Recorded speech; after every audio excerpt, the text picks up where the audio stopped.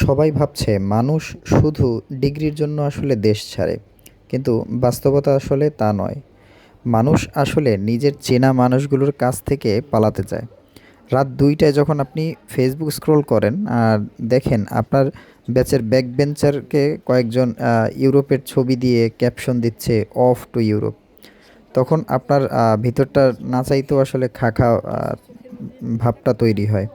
সেটা ডিগ্রির অভাব না, ওটা আসলে পিছিয়ে পড়ার অভাব। কিন্তু সবচেয়ে বিপজ্জনক ট্র্যাপটা আসলে কি জানেন? এই প্রেশারের পরে অনেকেই এমন সব ভুল ডিসিশন নিচ্ছে যা তাদের ক্যারিয়ারকে আরও বড় অন্ধকূপের দিকে ঠেলে দেয়। অথচ এই 2026-এ এসে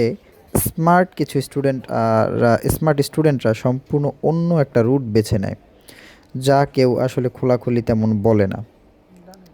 তো মিডল ক্লাস ফ্যামিলির সবচেয়ে বড় সাইলেন্ট ফ্রাস্ট্রেশন এখানেই। বাবা মা মুখে কিছু বলবে না, কিন্তু তাদের চোখের দিকে তাকালে এক অদ্ভুত অপরাধ বোধ কাজ করে। মনে হয় বয়সটা শুধু বাড়ছে, নিজের কোনো আইডেন্টিটি এখনও তৈরি হলো না।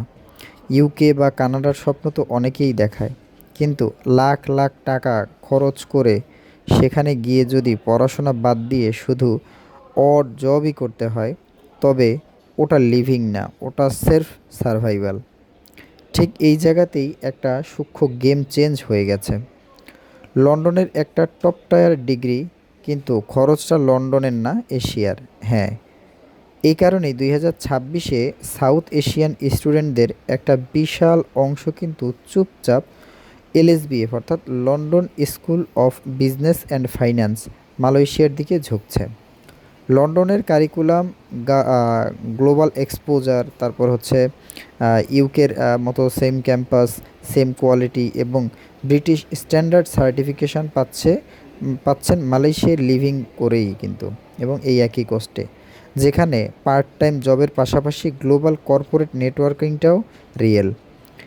এটা একটা সার্টিফিকেট না, এটা আসলে আপনার ব্যাকগ্রাউন্ড বদলানোর সবচেয়ে প্র্যাকটিক্যাল রাস্তা।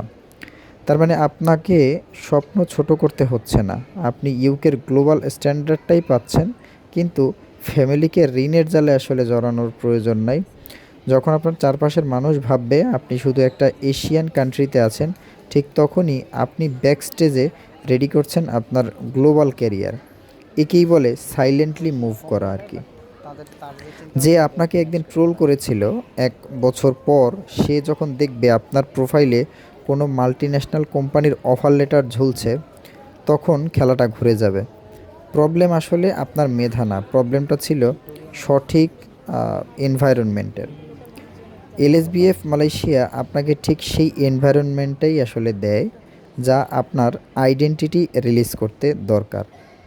আপনি যদি 2026-এ এসে লাইফে একটা রাইট ট্র্যাক খুঁজে না পান এবং এই বছরে একটা রিস্টার্ট করতে চান, তবে কমেন্টে মুভ লিখে ফেলুন। পার্সোনালি আমি আপনাকে দেখব এই ট্র্যাপ থেকে আপনাকে কিভাবে বের করা যায়। আল্লাহ হাফেজ।